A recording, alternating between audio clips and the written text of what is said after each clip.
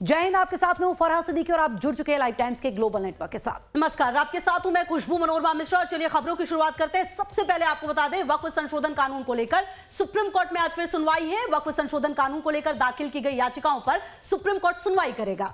तो कल भी सुप्रीम कोर्ट में सुनवाई हुई थी। सीजेआई संजीव खन्ना, जस्टिस संजय कुमार और जस्टिस के विश्वनाथन की बेंच ने मामले पर सुनवाई की। कोर्ट ने सुनवाई के बाद आदेश जारी नहीं किया था। हालांकि केंद्र के कुछ धाराओं में स्पष्टीकरण की केंद्र से मांग की गई थी। जी हां, सुनवाई के दौरान सुप्रीम कोर्ट ने कुछ टिप्पणियां की और केंद्र सरकार के कुछ सवाल भी किए गए और कुछ धाराओं में स्पष्टीकरण भी मांगा है। सुप्रीम कोर्ट ने वक्फ संशोधन कानून के खिलाफ हो रही हिंसा पर चिंता भी व्यक्त की और कहा, अगर मामला कोर्ट में लंबित है तो ऐसी घटनाएं नहीं होनी चाहिए। और ऐसे में आज का दिन बेहद महत्वपूर्ण, जहां देखिए 2:01 हो चुका है, मतलब साफ है कि 2 बजे का समय है जब आज तीखी बहस हो सकती है। सबसे पहले केंद्र को जो सवाल पूछे गए हैं वो जवाब केंद्र की तरफ से रखे जाएंगे और उसके बाद जो दूसरा पक्ष है जिसने याचिकाएं दायर की हैं उसकी तरफ से अपनी बातों को रखा जाएगा। तो जाहिर सी बात है 2 बजे सुनवाई का वक्त मुकर्रर किया गया था और 2 बज चुके हैं। सुप्रीम कोर्ट में इस मामले पर सुनवाई शुरू हो ही चुकी होगी। बता दें आपको, काफी अहम आज का दिन, क्योंकि कल कोर्ट की तरफ से इस पर कोई भी अंतरिम आदेश नहीं दिया गया था। आज कोर्ट का फैसला इस पर आ सकता है। 4 तस्वीरें आपको दिखा रहे हैं। सुप्रीम कोर्ट में आज फिर से सुनवाई होगी। वक्फ कानून पर यह बड़ी सुनवाई हो रही है। कई याचिकाएं दाखिल की गई थी वक्फ कानून का, क्योंकि देश भर में विरोध किया जा रहा है। तमाम राजनीतिक दल हैं जो विपक्ष हैं और साथ ही साथ मुस्लिम समुदाय जो इसका लगातार विरोध कर रहे हैं, उन्हीं की तरफ से याचिकाएं दाखिल की गई थी और आज उस पर सुप्रीम कोर्ट का फैसला बेहद अहम माना जा रहा है। बिल्कुल, और पहले दिन की सुनवाई की आप बात करें तो कपिल सिब्बल ने वक्फ कानून के खिलाफ अपनी कई दलीलें रखी। उन्होंने इस बात पर नाराजगी व्यक्त की कि गैर मुस्लिमों को वक्फ बोर्ड का हिस्सा बनाने की कोशिश हो रही है। उन्होंने यहां तक कहा, स्टेट कैसे तय करेगी कि हमें हमारी विरासत कैसे लेनी है, कैसे रखनी है। सुप्रीम कोर्ट ने भी सुनवाई के दौरान दोनों पक्षों के सामने कई मौकों पर कई बड़े सवाल रखे। अब विपक्ष का देखिए विरोध का सबसे बड़ा आधार ही यही कहा जा रहा है कि मुस्लिम संगठनों को लग रहा है कि इस नए कानून की वजह से सरकारी हस्तक्षेप बढ़ जाएगा। मुस्लिम समाज के कुछ लोगों का मानना है कि अब सरकार तय करेगी आखिर कौन सी प्रॉपर्टी वक्फ है और कौन सी नहीं। तो ये तमाम जो सवाल है वो रखे गए। हालांकि इन सब के बीच सरकार का पक्ष भी अपने आप में काफी महत्वपूर्ण है। तो जाहिर सी बात है 2025 के संवैधानिक वैधता को चुनौती देने वाली 73 से ज्यादा याचिकाओं पर सुप्रीम कोर्ट में आज दूसरे दिन सुनवाई। बता दें आपको कि इस कानून के बनने के बाद से लेकर इस पर अब तक करीब 73 याचिकाएं दाखिल हुई, जिस पर कल पहले दिन सुनवाई हुई सुप्रीम कोर्ट में। और बता दें आपको यह भी कि 8 अप्रैल 2025 को यह कानून बना था, जिसके बाद से लगातार देश भर में इसका विरोध हो रहा है और सुप्रीम कोर्ट में याचिकाएं दाखिल की गई। कल पहले दिन सुनवाई हुई और आज दूसरा दिन, जो कि बेहद अहम माना जा रहा है। विपक्षी दलों समेत मुस्लिम संगठनों और अन्य याचिकाकर्ताओं ने मुस्लिम विरोधी और असंवैधानिक इसे करार देते हुए सुप्रीम कोर्ट में याचिकाएं दाखिल की हैं। सुनवाई के पहले दिन की अगर हम बात करें तो तीखी बहस रही। कई महत्वपूर्ण टिप्पणियां हुई, जिसमें मुख्य न्यायाधीश संजीव खन्ना ने वक्फ संपत्तियों को डिनोटिफाई करने और वक्फ बोर्ड में गैर मुस्लिम सदस्यों को शामिल करने जैसे मुद्दों पर सवाल खड़े किए थे। बिल्कुल, और इन सब मामलों पे अगर आप देखें तो सीजेआई की तरफ से ये भी कहा गया कि हमारा अंतरिम आदेश इक्विटी को संतुलित करेगा। हम कहेंगे कि जो भी संपत्तियां न्यायालय द्वारा वक्फ घोषित की गई उन्हें गैर वक्फ नहीं कहा जाए, चाहे वो वक्फ बाय यूजर हो या नहीं। और रजनीश सिन्हा हमारे सहयोगी के साथ जानकारी के साथ सीधे सुप्रीम कोर्ट के बाहर से जुड़े हुए हैं। रजनीश, क्या चल रहा है इस वक्त? सुनवाई शुरू हो चुकी है क्या? 2 बजे का वक्त था। बिल्कुल, देखिए सुनवाई शुरू हो चुकी है और सॉलिसिटर जनरल तुषार मेहता अपनी बातों को रख रहे हैं। कल जहां पर बात खत्म हुई थी वहीं से आगे बात शुरू हुई है और वो अपनी बातों को रखते हुए कह रहे हैं कि I want to say something with respect and concern. वो बता रहे हैं कि जो पहले के पास्ट एक्ट थे उनकी भी चर्चा हो रही है और कैसे उन एक्ट्स में अमेंडमेंट किया गया उसके बारे में तमाम दलील इस वक्त तुषार मेहता दे रहे हैं। चूंकि कल जो चीफ जस्टिस ऑफ इंडिया हैं उन्होंने कुछ पॉइंट्स पर क्वेश्चन रेज किए थे और उन्होंने कहा था कि इन पॉइंट्स को क्लियर होना चाहिए, जैसे वक्फ बाय यूजर का मसला है या फिर कितने लोग होने चाहिए, नॉन मुस्लिम्स कितने होने चाहिए, मुस्लिम्स कितने होने चाहिए, जो पूरी कमेटी बनाई जाएगी वक्फ की, जो बोर्ड बनाया जाएगा उसमें कितने लोग होंगे, इस पर चर्चा हो रही थी। जो मॉन्यूमेंट्स हैं और जो तमाम इस तरह के जो डिस्प्यूटेड लैंड हैं उन पर क्या सरकार की सोच होगी, क्योंकि जो नया एक्ट है उसके तहत जो भी डिस्प्यूटेड लैंड है वो सीधे सीधे सरकार के पास चली जाएगी, वक्फ का नहीं रहेगा। तो इन तमाम बातों को लेकर कंसर्न रेज किया गया था और उस पर ही अभी तुषार मेहता लगातार अपनी बातों को रख रहे हैं। अभी तुरंत ये कार्रवाई शुरू हुई है और कल जैसा कहा गया था माननीय न्यायालय की ओर से कि जो तुषार मेहता है वो अपनी बातों को रखेंगे। तो उन्होंने अपनी बातों को रखना शुरू कर दिया है और एसडीएम अपनी तमाम बातों को रख रहे हैं और वो बता रहे हैं कि कैसे ये जो एक्ट है वो जो परिवर्तन किया गया है उसमें किसी भी धर्म में किसी तरीके का कोई तो हस्तक्षेप नहीं है। रजनीश, कुल पहले के जो मिलाकर पास्ट आप एक्ट ये थे, बता जो रहे, देखिए पार्लियामेंट सुनवाई में तो किए गए थे, शुरू हो चुकी है, 2 बजे का वक्त था, लेकिन शुरुआत में केंद्र सरकार से जो सवाल कल सुप्रीम कोर्ट ने पूछे हैं उसका जवाब दिया जा रहा है। उसके बाद जो दूसरा पक्ष है, मतलब जो विपक्ष है, उनकी तरफ से जो याचिकाएं दायर की गई है वो जवाब देंगे। मतलब कुल मिलाकर ये प्रोसेस रहने वाला है, पहले केंद्र सरकार की तरफ से जवाब और उसके बाद विपक्ष की तरफ से सवाल जवाब। देखिए कल ऐसा हुआ था कि कल शुरू में जितने लोगों ने इसके कानून के विरोध में जो दाखिल किया था याचिका, उस पर पहले सुनवाई हुई थी और उसमें कपिल सिब्बल से लेकर सिंघवी से लेकर धवन, तमाम जितने वरिष्ठ वकील उन्होंने अपनी अपनी बातों को रखा था और उनकी बातों को बहुत ध्यान से एक एक करके तमाम पिटिशनर्स की बात को माननीय न्यायालय ने सुना था। और उसके बाद जब एसडी ने बोलना शुरू किया था तो उनका कहना था कि देखिए कई पॉइंट्स ऐसे हैं जिस पर क्वेश्चन रेज होता है और मैं ये सोच रहा था कि इस पर अंतरिम आदेश पारित किया जाए, लेकिन आप इन तमाम जो क्वेश्चन है और जो तमाम डाउट्स हैं उनको क्लैरिफाई कीजिए। और उसको लेकर ही भी सुनवाई तुरंत शुरू हुई है, 5 मिनट से कार्रवाई चल रही है और लगातार जो वहां पर एसडी हैं वो अपनी बातों को रख रहे हैं और बताने की कोशिश चल रही है अटॉर्नी जनरल की किस तरीके से ये पूरा मसला है और क्या होना चाहिए इसमें और क्या चेंजेस अमेंडमेंट्स में लाए गए हैं। जी बिल्कुल, और रजनीश कहीं ना कहीं ये दिन बेहद महत्वपूर्ण है और देखना ये महत्वपूर्ण होगा कि आने वाले समय में क्या कुछ इस पूरे मामले में होने वाला है। खुशबू, हमारे साथ सुप्रीम कोर्ट के अधिवक्ता अभिनव झा भी जुड़ गए हैं। अभिनव झा, बहुत बहुत स्वागत है आपका।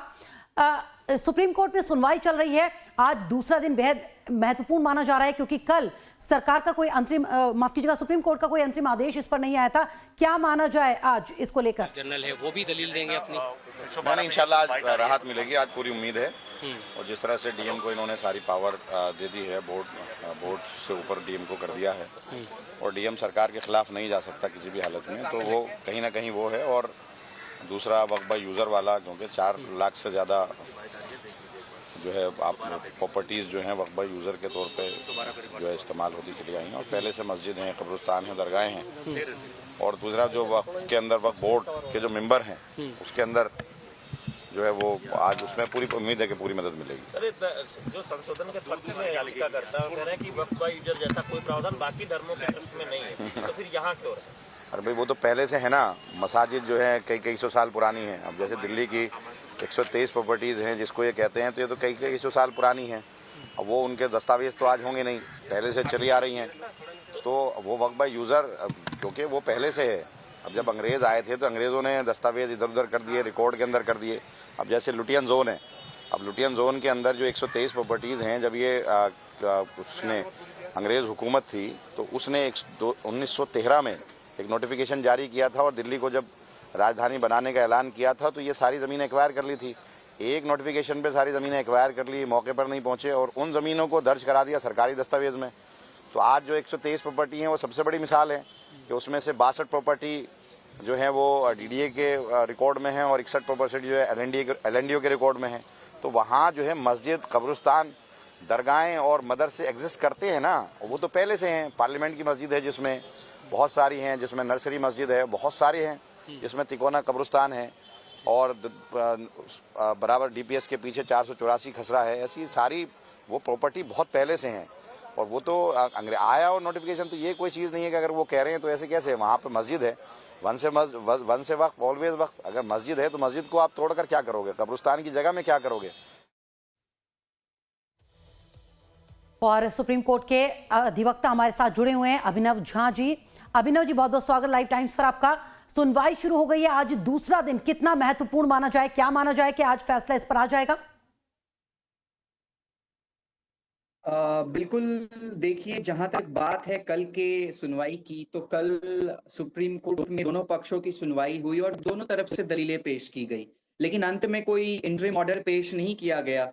सुप्रीम कोर्ट में भी जो चीफ जस्टिस ऑफ इंडिया और जो 3 जजेस की बेंच थी, उन्होंने इस पर सुनवाई करते हुए बहुत सारी चीजों पर टिप्पणियां भी की, बहुत सारे फ्लॉज जो बताएं, बहुत सारी चीजें पर डिस्कशन हुआ।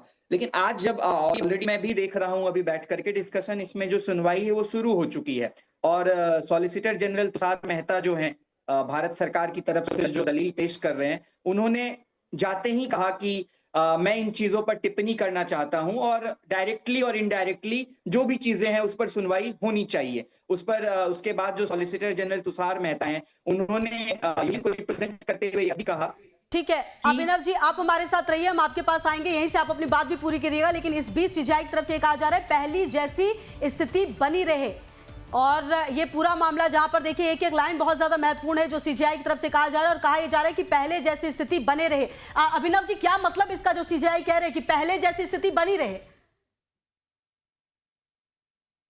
ये जस्टिस कुमार जो हैं वहां पर उनका ये स्टेटमेंट आया है कि we are not deciding finally, मतलब जो पहली जैसी स्थिति है वो बनी रहे। और इस पर से सुप्रीम कोर्ट अभी इस तरीके पे जिस तरीके से अभिनव जी, चर्चाएं हुई पहले हैं, जैसी स्थिति क्या माना जाए? जो पहले वक्फ बोर्ड था पहले वो बना रहे, बनी रहे, इस पर कोई भी आगे कार्रवाई ना हो, मतलब एक तरीके से इंटरिम ऑर्डर मान लीजिए कि सुप्रीम कोर्ट की तरफ से इस पर पेश किया गया है। अभिनव जी, क्या माना जाए पहले जैसी स्थिति बनी रहे का मतलब ये लगता है आपको कि जो पहले था वक्फ बोर्ड, जो पहले चल रहा था सब कुछ वैसा चले, या फिर जो कानून बनने के बाद?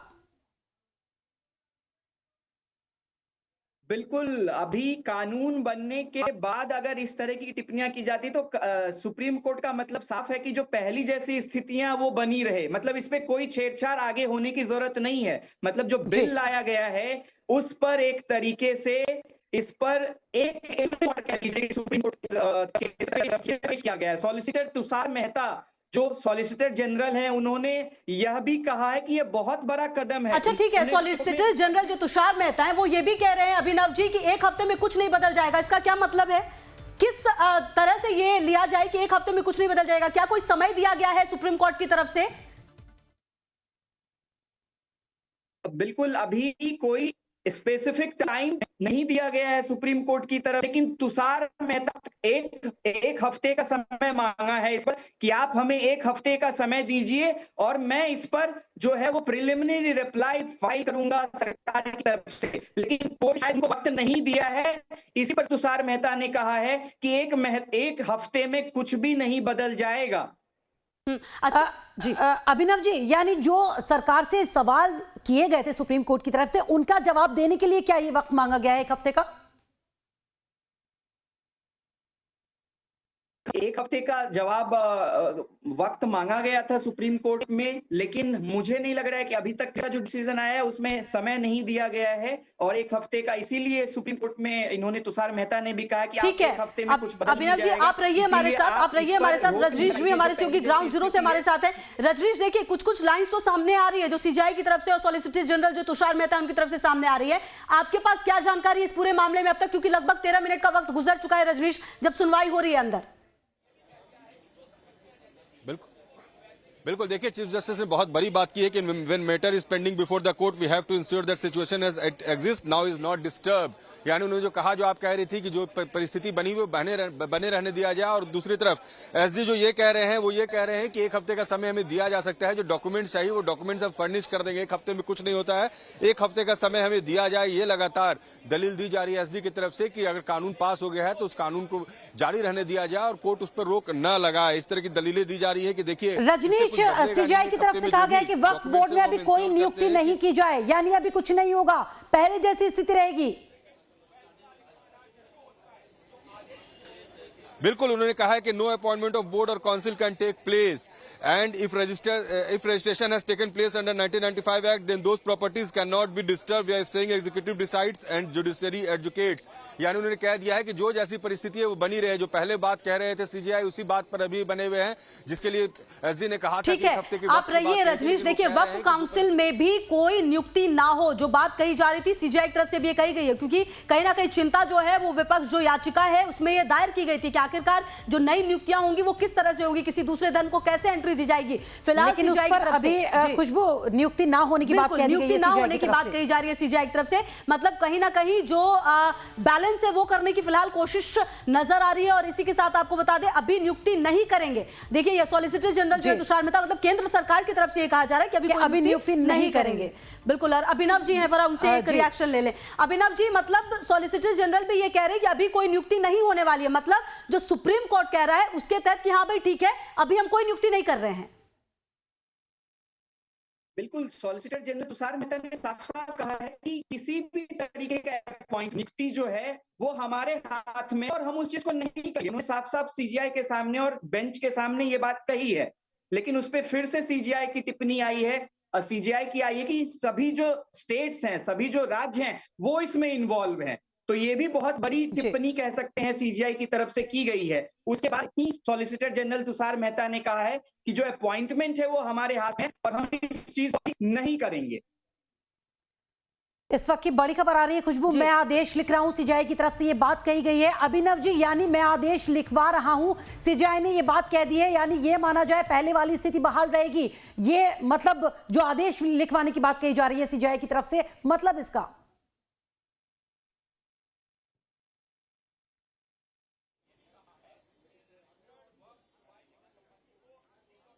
अभिनव जी, आवाज मिल पा रही है आपको? बिल्कुल बिल्कुल, आपकी आवाज आ रही है। इसका साफ साफ मतलब यही है कि पहले वाली स्थिति, मतलब जब बिल आया था उससे पहले जो वक्फ अमेंडमेंट बिल जो लाया गया था, उससे पहले की स्थिति बरकरार रहने की सिफारिश हो रही है और सीजीआई और बेंच की तरफ से मुझे लगता है कि इसी के दिशा में आगे कदम रखा जाएगा। ठीक है अभिनव जी, आप रहिए हमारे साथ। इसी बीच अपने दर्शकों को बता दें कि जो सुप्रीम कोर्ट है उसकी तरफ से अहम जानकारी, जहां अंतरिम आदेश आने वाला है सुप्रीम कोर्ट का। रजनीश, सुप्रीम कोर्ट का अंतरिम आदेश आने वाला है, ये जानकारी भी सामने आ रही है। बिल्कुल, देखिए, और आदेश अब लिखा जा रहा है। इसमें कहा जा रहा है कि फिलहाल during course of hearing SD Mehta states that the respondents would like to file a short reply with 7 days and assured that till the next date no appointment shall take place to board and council under 2025 act, यानी किसी भी तरीके का appointment नहीं किया जाएगा। He also assures that waqf including waqf by user already declared by notification और gazetted their status shall not be changed, यानी वक्फ बाय यूजर जिसको लेकर कल से एक विवाद चल रहा था और ये बार बार कहा जा रहा था कि वक्फ बाय यूजर जो है वो गलत है, इसको लेकर भी ये आ गया है कि यथा स्थिति बनी रहेगी। Let the reply be filled with 7 दिन का समय दिया गया है और 5 दिन मतलब 5 वर्किंग डेज में रिप्लाई देना होगा। 7 दिन का वक्त एसडी ने कहा था कि हमें 7 दिन का वक्त दिया जाए और मैं जो भी इसमें रिप्लाईज होंगे, डॉक्यूमेंट्स होंगे, ऑन रिकॉर्ड्स में दूंगा और तब तक यथा स्थिति बनी रहेगी। ये कोर्ट ने अभी ऑर्डर किया है। जी रजनीश, यानी 7 दिन बाद अब फिर से माना जाए कि अब जब कोर्ट का आदेश आ जाएगा तो फिर उस पर सुनवाई होगी, तो सरकार को जवाब देने के लिए 7 दिनों का वक्त किया जा रहा है और 7 दिन का वक्त दिया जाएगा। बिल्कुल, देखिए, अभी ऑर्डर दिया लिखा जा रहा है और इसमें यह कहा जा रहा है कि 7 दिन में यानी 5 सर्विस डेज में 5 वर्किंग डे में आपको अपने तमाम डॉक्यूमेंट्स ऑन रिकॉर्ड्स देने होंगे और तब तक यथा स्थिति बनी रहेगी, चाहे वो। अच्छा ठीक है रजनीश, आप रहिए हमारे साथ। अच्छा अभिनव जी, अब तक की जो पूरी सिचुएशन है, सरकार को जवाब देने के लिए 7 दिन का वक्त दिया गया है। दूसरी बात यह है कि कहा यह जा रहा है कि जो स्थिति है वो बनी रहेगी, मतलब अब तक के पूरे सिनेरियो में क्या कुछ क्लियर समझ में आ रहा है? दर्शकों को अगर आप आसान भाषा में समझा पाए। सीधी सीधी बात यह हुई कि जो यथास्थिति है वह इस चीज पर बनी रहेगी। सुप्रीम कोर्ट ने तल्ख टिप्पणियों के साथ इस बात पर अंकित किया है कि जो पुनर्स्थिति थी, मतलब जो अमेंडमेंट के बाद की जो स्थिति थी, बहुत सारे जैसे सेक्शन 40 की बात करें, वक्फ यूजर की बात करें, तो इसमें किए गए थे। लेकिन जब पहले बिल के पहले वाली जो स्थिति थी, वक्फ बाय यूजर को तरजीह नहीं देकर के, जो क्योंकि 4 लाख से ज्यादा उसमें इस पे सिलसिले में काम कर रहे थे। लेकिन अभिनव जी आप हमारे साथ बने रहिए, एक बार फिर से लौटते हैं आपके पास। इस वक्त की बड़ी खबर आ रही है, सुप्रीम कोर्ट का अंतरिम आदेश आने वाला है। तो बता दें आपको, आज दूसरे दिन की सुनवाई 2 बजे शुरू हुई थी और खबर ये आ रही है इस वक्त की बड़ी के आदेश आने वाला है सुप्रीम कोर्ट का। वक्फ बाय यूजर को डिनोटिफाई नहीं किया जाएगा, सीजीआई ने यह साफ कर दिया है। बिल्कुल, ये अहम जानकारी इस वक्त की आपको दे रहे हैं। इस पूरे मामले में देखिए बहुत कुछ अब तस्वीर जो है वो साफ हो रही है। वक्फ बाय यूजर को डिनोटिफाई नहीं किया जाएगा, ये बात भी कही जा रही है। वक्फ बाय यूजर जो कल एक बहुत बड़ा मुद्दा बना था, एक बहुत बड़ी बात बनी थी, जिस पर अब सीजीआई की तरफ से जो है वो बात सामने आई है कि इसे डिनोटिफाई नहीं किया जाएगा। दूसरी बात यह कि सुप्रीम कोर्ट का अंतरिम आदेश आने वाला है, मतलब कुछ पल के बाद हो सकता है कि कोई आदेश जो है अंतरिम आदेश वो आपके सामने हो, जो सुप्रीम कोर्ट की तरफ से हो। खुशबू, जाहिर सी बात है, बस इंतजार जो किया जा रहा था, जो इतनी याचिकाएं दाखिल हुई थी, उस पर सुप्रीम कोर्ट का अंतरिम आदेश आने वाला है। सरकार को जवाब देने के लिए 7 दिनों का वक्त दिया जाएगा। सरकार की तरफ से वक्त मांगा गया था, तो वक्त दिया जाएगा सुप्रीम कोर्ट की तरफ से और उसके बाद एक बार फिर से इस पर आगे प्रोसेस कुछ बढ़ेगा। लेकिन इस वक्त की अगर हम ताजा स्थिति की बात करें तो यह कहा गया है कि जो यथास्थिति वो बनाई रखी जाएगी। उसके बाद आगे जब सरकार की तरफ से जवाब दिया जाएगा तब आगे इस पर कुछ होगा। बिल्कुल, और इस बीच आपको यह भी बता दें कि सॉलिसिटर जनरल अगली सुनवाई तक यथास्थिति बनी रहेगी, ये बात भी कही जा रही है। और इसी बीच सॉलिसिटर जनरल जो तुषार मेहता, उन्होंने कहा हमें लाखों सुझाव मिले हैं, गांव-गांव वक्फ के रूप में लिए गए हैं, ये अपने दावे जो है तमाम तरीके से दिए गए। हालांकि सुप्रीम कोर्ट ने 3 प्रावधानों पर रोक का प्रस्ताव दिया है। केंद्र का विरोध है, कोर्ट से वक्फ घोषित संपत्ति डी नोटिफाई नहीं होगी, वो वक्फ बाय यूजर हो या वक्फ बाय डीड। ये कहा जा रहा है कलेक्टर वक्फ संपत्ति का सर्वे करेंगे तो उसकी प्रकृति नहीं बदल सकते, कोर्ट को सूचित करेंगे। वक्फ बोर्ड और केंद्रीय वक्फ परिषद के सभी सदस्य मुस्लिम होने चाहिए सिवाय पदेन सदस्यों के। तो ये वो बातें हैं जो सुप्रीम कोर्ट की तरफ से सामने आए। हालांकि अभी बहुत कुछ क्लियर होना बाकी है जब अंतरिम आदेश सामने आएगा। याचिकाकर्ता पक्ष सिर्फ 5 याचिका दे, ये भी सुप्रीम कोर्ट में कहा गया है। जाहिर सी बात है इसको लेकर, क्योंकि बहुत ज्यादा याचिकाएं दाखिल की गई थी और अब सुप्रीम कोर्ट ने साफ कर दिया है कि याचिकाकर्ता पक्ष सिर्फ 5 याचिकाएं दे, सरकार को 7 दिनों का वक्त और उसके बाद एक बार फिर से आगे इस पूरे मामले को बढ़ाया जाएगा, इस पर सुनवाई की जाएगी। लेकिन फिलहाल अगली सुनवाई तक यथास्थिति बनाए रखी जाएगी, सुप्रीम कोर्ट ने यह साफ कह दिया है। कोर्ट ने बुधवार को आज साफ कर दिया है कि अंतिम आदेश अब आगे इस पर जो दिया जाएगा वो अगले 7 दिनों बाद, जब सरकार एक बार फिर से सरकार का जवाब सामने आ जाएगा, इस पर फिर से सुनवाई होगी। तब तक याचिकाकर्ता जो मुस्लिम पक्ष है, जो इसके पक्ष में है, वो सिर्फ 5 याचिकाएं दे, क्योंकि बहुत ज्यादा याचिकाएं इसको लेकर दाखिल की गई थी। वहीं सरकार को भी 7 दिनों का वक्त अपना पक्ष रखने के लिए अगली सुनवाई तक फिलहाल यथास्थिति बनी रहेगी। यानी जो पहले वाली स्थिति थी इसके आने से वही अभी आगे बनी रहेगी, ये साफ कर दिया गया है सुप्रीम कोर्ट की तरफ से। बिल्कुल, और इससे पहले देखिए जो संजीव खन्ना है चीफ जस्टिस, उन्होंने कल ये कहा था कि एक बात बहुत परेशान करने वाली है, वो है हिंसा। ये मामला कोर्ट में है, हम इस पर फैसला करेंगे। वहीं सॉलिसिटर जनरल ने यह कहा था कि वक्फ कानून के विरोध में हिंसा दबाव बनाने के लिए कराई जा रही है। तुषार मेहता की तरफ से ये कल बात रखी गई थी। बहरहाल अब इन सब के बीच अगली सुनवाई तक यथास्थिति बनी रहेगी। और रजनीश की मौजूदगी ग्राउंड जीरो से हमारे साथ है। रजनीश, जो पूरा सिनेरियो वो अब तक तो क्लियर हो रहा है, आपके पास क्या जानकारी, अब तक की पूरी जो बात हुई उससे क्या कुछ समझा जाए? देखिए, चीफ जस्टिस ऑफ इंडिया ने एक और बात कही कि I have said waqf declared और registered including waqf by user, यानी वक्फ बाय यूजर की जो बात थी वो बरकरार रहने की बात हुई है। वक्फ डिक्लेयर्ड और रजिस्टर्ड जो भी हो उसको वक्फ बाय यूजर माना जाएगा। फिलहाल इस पर भी सीजीआई ने टिप्पणी की और साथ ही उन्होंने कहा है कि लगातार जो फ्लो ऑफ एप्लीकेशंस हैं, वो पिटीशंस जो हैं वो आज भी आ रहे हैं, जो विरोध में जो पिटीशंस आ रहे हैं वो आज भी आ रहे हैं। उन सबको हमें ट्रीट करना है, इन सब पिटीशंस को देखना है किसमें क्या कुछ है। तो लगातार इस पर जो सुनवाई है और जो टिप्पणी है वो सीजीआई की ओर से आ रही है। ये तो समझ में आ रहा है कि जो नया कानून आया है फिलहाल उसमें जो प्रावधान दिए गए हैं, जब तक सरकार नहीं जवाब देती है तब तक उस पर रोक रहेगी। इन्हें जवाब देना होगा ऑन रिकॉर्ड्स विद डॉक्यूमेंट्स, इन्हें बताना होगा, क्लैरिफाई करना होगा यहाँ पर चीफ जस्टिस ऑफ इंडिया को। और साथ ही उन्होंने ये भी कहा है कि कहीं कोई अपॉइंटमेंट्स नहीं होगी और कोई स्टेट अपॉइंटमेंट नहीं करे, ये भी इंश्योर करना होगा। जिस पर अटॉर्नी जनरल ने कहा कि हम लोग ये एश्योर करेंगे कि कहीं भी किसी तरीके का कोई अपॉइंटमेंट अभी फिलहाल नहीं किया जाएगा। तो ये भी एक बड़ी बात है कि जिस तरीके से मुस्लिम और नॉन मुस्लिम को लेकर लगातार बहस चल रही थी, लगातार चर्चाएं हो रही थी कि 21 सदस्य होंगे, उसमें 10 मुस्लिम होंगे, बाकी नॉन मुस्लिम होंगे, कितने ऑफिशियल होंगे, कितने ऑफिशियल होंगे। तो इन तमाम बातों पर फिलहाल ये जो पूरा इन्होंने जो अपॉइंटमेंट है उसको उन्होंने फिलहाल रोका है और कहा है कि किसी भी तरीके का अपॉइंटमेंट और नॉमिनेशन नहीं होगा। जी रजनीश, अभी तो ये कह दिया गया है कि यथास्थिति बनी रहेगी, कोई अपॉइंटमेंट नहीं होगा, कुछ भी उसमें बदलाव नहीं होगा। 7 दिनों का वक्त सरकार की तरफ से मांगा गया था, जो दे दिया गया है। क्या डेट आ गई है अगली सुनवाई की? सुप्रीम कोर्ट ने तय कर दिया है कब होगी अगली सुनवाई? जी नहीं देखिए अभी डेट उन्होंने तय नहीं किया है, लेकिन सीजीआई कह रहे हैं कि जो रिट पिटीशन है, जो 1995 के वक्त एक्ट और अमेंडमेंट को चैलेंज किया जा रहा है, जो 2013 में फिर हुआ था, उसको सेपरेटली रखा जाएगा इस लिस्ट से, यानी दोनों मामले अलग अलग देखे जाएंगे। ये जो मामला है 1995 वक्त एक्ट जो 2013 में अमेंड हुआ और उसको लेकर भी जो चैलेंजेस किए गए हैं वो अलग होंगे और ये अलग होंगे। तो उसे अलग एक स्पेशल केस के रूप में देखा जाएगा। ये जो अभी जो फाइल हुए हैं जितने, इसका रिप्लाई अलग से आएगा और इस केस में अलग से रिप्लाई करना होगा सरकार को, जो अभी के पिटीशंस दायर हो रहे हैं। और जो 1995 वक्फ एक्ट को लेकर जो पिटीशंस दायर हुए हैं वो अलग लिस्ट में रखे जाएंगे। Union and states and Waqf board shell also file replies with in 7 days. तो इसमें सभी को, वक्फ बोर्ड को भी और सभी से जवाब मांगा गया है कि वो अपने स्टैंड क्लियर करे इस पूरे मामले में। रजनीश, आप रहिए हमारे साथ। अच्छा अभिनव जी, एक बात बताइए कि जो वक्फ कानून है उस पर सुनवाई हो रही है, लेकिन जो बातें सुप्रीम कोर्ट की तरफ से कही जा रही है उससे अभी तक ऐसा लग रहा है कि कानून तो है, ठीक है, लेकिन जो एक हम कहते हैं ना वो स्टार लगता है टर्म्स एंड कंडीशन के साथ, फिलहाल कुछ ऐसा ही समझे अगर इसे हम। बिल्कुल इसमें कोई दो राय नहीं है, क्योंकि अभी आपने जब चीफ जस्टिस ऑफ इंडिया को सुना होगा तो उन्होंने साफ शब्दों में कहा है कि मुझे सारी चीजों का नहीं है, इस कानून में कुछ सकारात्मक पहल भी किए गए हैं। जैसे मैं उनका एक स्टेटमेंट कोट करता हूं कि उन्होंने कहा है कि we had said that there were some positive things in law.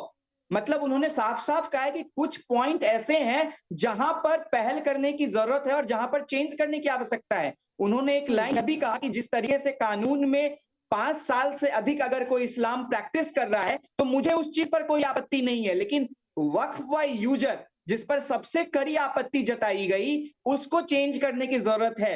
तो कहीं ना कहीं टर्म्स एंड कंडीशन कह लीजिए कि कुछ चीजें जो हैं वह उसके अगेंस्ट और खिलाफ में जाती हैं, तो उसमें परिवर्तन करने की आवश्यकता है। और सॉलिसिटर जनरल एक समय भी माना है।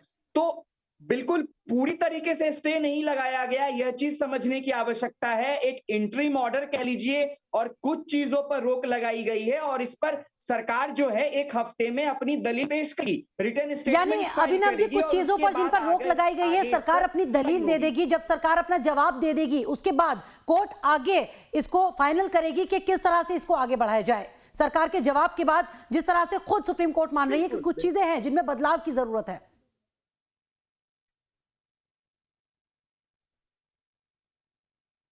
बिल्कुल कुछ चीजें ऐसी है जहां पर बदलाव की आवश्यकता है और सुप्रीम कोर्ट ने भी उसी बिंदुओं पर प्रकाश डाला है कि जिस बिंदुओं पर आप चेंजेस कर सकते हैं उसको चेंज कीजिए और यथास्थिति उसी बिंदुओं पर लगाई गई। जैसे काउंसिल का अपॉइंटमेंट, जिस तरीके से वक्फ काउंसिल का अपॉइंटमेंट था उस पर भी वहां पर उन्होंने बोली कि यथास्थिति बनी रहेगी। ठीक है, आप रहिए अभिनव जी, और रजनीश की मौजूदगी भी हमारे साथ ग्राउंड जीरो से है। मतलब साफ है, सुप्रीम कोर्ट की तरफ से कभी भी अंतरिम फैसला आ सकता है। काफी बातें क्लियर हो चुकी है और लगातार इस बड़ी खबर पर हमारी कवरेज बनी हुई है। फिलहाल एक छोटा सा ब्रेक।